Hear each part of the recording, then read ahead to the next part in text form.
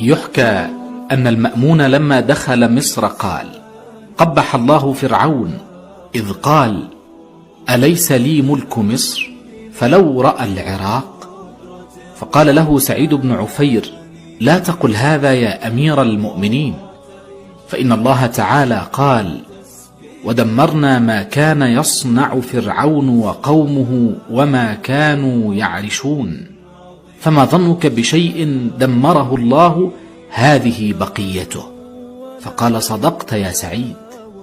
قال سعيد: ثم قلت: يا أمير المؤمنين، لقد بلغنا أنه لم تكن أرض أعظم من مصر، وجميع الأرض يحتاجون إليها، وكانت الأنهار بقناطر وجسور بتقدير، حتى إن الماء يجري تحت منازلهم وأفنيتهم، يحبسونه متى شاءوا ويرسلونه متى شاءوا.